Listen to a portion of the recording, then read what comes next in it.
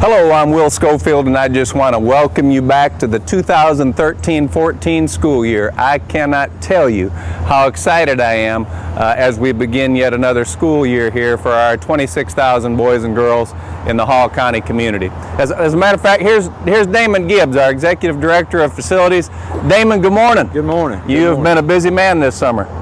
Tell us what we've had going on and where you're headed right now. We've got about $8 million worth of projects that we're winding up right now, buttoning up all the details, getting ready to go, and just going in here to meet with Deborah Smith and wind up a couple things here at River Bend. Well, Dr. Gibbs and his staff have done, as he said, about $8 million worth of improvements on your schools this summer. I think you're going to see them. We appreciate what you and your fellows do, and you get back to work. Get out of here. Hey, we're going to go on inside. We're going to take just a minute to talk about what's going to be different this year, what's not going to be different. Again, our schools are only as good as the people who are in the buildings making it happen. And again, I want to spend just a few minutes talking to you about what we can expect in the 2013-14 school year. Come on inside and let's go and see what we have in store.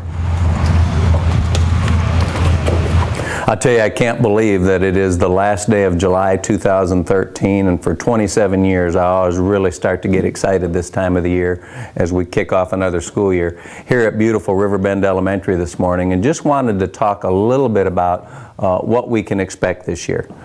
Number one, the first thing I wanted to talk about, and for lack of a better term, I want to just talk about this will be our year to stay the course. My goodness, if we just take a quick walk down memory lane, it was 2 years ago that it became evident that the state and many other states in the country, probably somewhere in the range of 45 states, were beginning to move towards a brand new way of evaluating teachers and administrators. And my goodness, what our folks have been through the last year and a half. One thing I want to tell our folks this year is expect very little change this year. You have implemented a new curriculum, you have implemented a new evaluation system, and we have told our principals, we have told our central office administrators, and your board has made it very clear that people have experienced an awful lot of change. And let's see 2013, 2014 as a year when there's not a lot of change. We're going to make that evaluation system better. We're going to refine it. We're going to make it more user-friendly. And folks, I just want to be the first to tell you, thank you for what you did last year. You are truly blazing a new course in the state of Georgia, and we are going to stay the course in the Hall County School District this year and try to limit the number of changes. Regarding the curriculum, you can't pick up a newspaper, you can't turn on the television when somebody's talking about the Common Core, the CCGPS, where we're going, whether or not it's a Washington initiative. All I can tell you is from our standpoint in the Hall County School District and as the state of Georgia, keep in mind that the Common Core was an effort of 46 governors who got together and said, does it really make sense for us to rewrite curriculums in 50 different states every 3 to 5 years, to be trying to change textbooks, to be trying to find instructional materials that match these individual curriculums from all of our different states? Or wouldn't it make some sense for us to say, can we kind of do some of the common things, have some common expectations for first graders, for fourth graders, for seventh graders? I'm not here to argue whether the Common Core is a good thing, whether the Common Core is a bad thing, but I can tell you I don't expect to see much change in the state of Georgia. Remember, the Common Core itself came off of the Georgia GPS, and it was very similar in nature, and we had to make very few changes. So regardless if we call it Common Core, if we call it GPS, whatever our policymakers do in Atlanta, I don't see a lot of change coming for us. We again are going to stay the course, and our teachers are going to see very little change when it comes to what we teach in our classrooms in the Hall County School District. Another thing that hasn't changed, and we haven't talked about it enough in the last year with all the other changes, in our classrooms, whether it's a kindergarten classroom like the one that I'm sitting in or whether it's an AP physics class, what we are trying to stress in the Hall County School District is authentic intellectual work. And let me just give you a quick reminder of the three components of authentic intellectual work. Number one, whenever possible, we want our children to be producing and not just passively consuming. We want our children to be creating something, to be making something, to learn how to get together in groups, to ask those relevant questions. What are the challenges before us, and how do we make it better? We want our children to be producers. The second component of authentic intellectual intellectual work is that whenever possible, it's that old Emersonian idea of I don't know, but we can figure this thing out. We want our children to be involved in scientific inquiry. So again, it's that whole idea of innovation, of creation. We want to create classrooms and classroom environments where children are excited about figuring out new problems, the idea of scientific inquiry. And finally, and it's an area that we still have work to do, and that is children need to see the relevance in what they're being asked to do without being told. We need to get beyond the days of when I went to school and I'd ask a teacher, why are we learning this? And the answer was, because it's going to be on the test.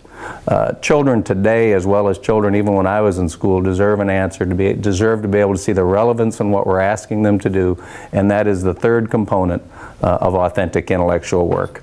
So in terms of this year, once again, far from being stale, far from being status quo, we think we have some positive initiatives underway.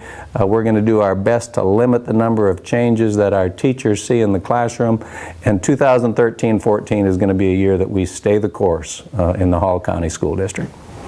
A second thing I think you're going to see that might be a little different in the Hall County School District this year is a focus on the local school. You know, I think it's always good to remember all that you've accomplished, and as we look back over the last 8 years, we have gone what I would have considered a very traditional school with 33 schools and children all attending the school in which the zip code that they live, to having 11 charter schools, an additional 10 programs of choice, and just numerous opportunities for children and their parents to ask the question, what are my God-given gifts, what are my God-given passions, and where is a program that meets those very appropriately.